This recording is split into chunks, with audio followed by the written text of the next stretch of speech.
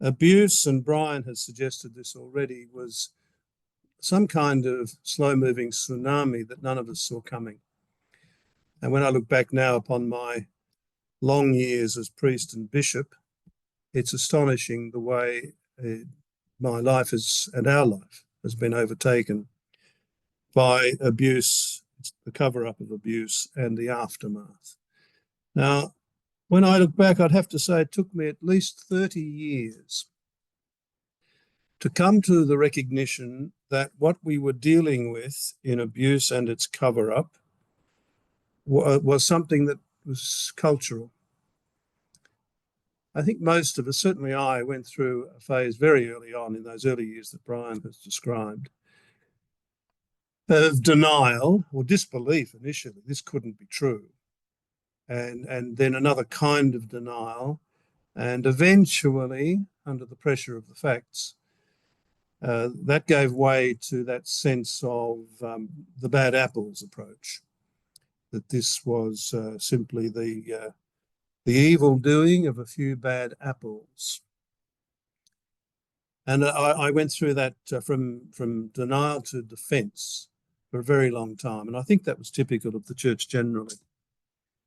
But again, as the evidence mounted, and mounted very quickly once we entered the new millennium, the bad apples approach just didn't work. It didn't account for what we were seeing before our eyes. And this came to a climax in the Royal Commission, before which I appeared 4 times. And that whole experience of not only appearing, but preparing for those appearances was agonizing, excruciating, but it was also, in a sense, salutary. And it was that, I think, that clinched my sense that we are dealing with something that is profoundly cultural in the Catholic Church, and not just in the Catholic Church. Brian mentioned the film Spotlight.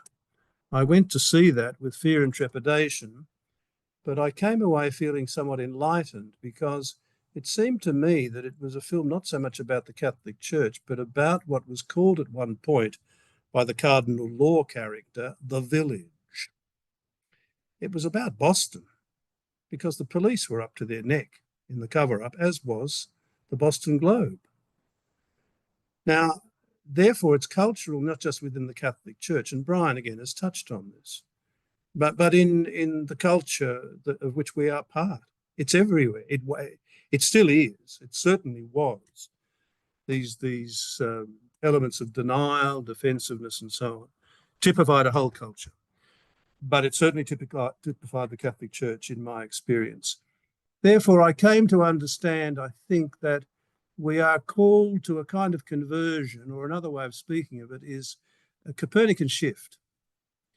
That instead of seeing the survivors and victims of abuse as somehow on the margin of the church's life, and irritatingly so, to see them at the centre of the church's life. That in the sense that they are the crucified. And if the crucified is not at the heart of the church's life, then God knows what we are. Some grotesque caricature of the Church of Jesus Christ. So, if it's cultural, then it concerns the whole church. And this is where we touch upon things like pastoral councils. But there can be a bit of a temptation to think that it's really only clergy sex abuse, and they should clean up their own mess. Now, again, the facts are important. And if you look at the facts, the data, you see that about a third of abuse in the church is by clergy, a third is by religious, and a third is by lay people. So it's a misnomer, and in a sense that an attempt to shift the focus in a deeply unhelpful way from the fact that it is the whole church that bears the burden of abuse, and in a sense also of cover-up, though the clergy, particularly the bishops, have to carry the heavier burden there, of course.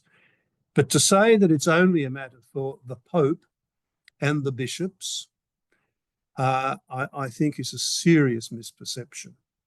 It's a misunderstanding of the phenomenon, if I can call it that, of what abuse and cover-up really are about, and a failure to understand that abuse and its cover-up touch every level of the church, and therefore it is the responsibility of the whole church to address the reality, however horrific, of abuse and its cover-up.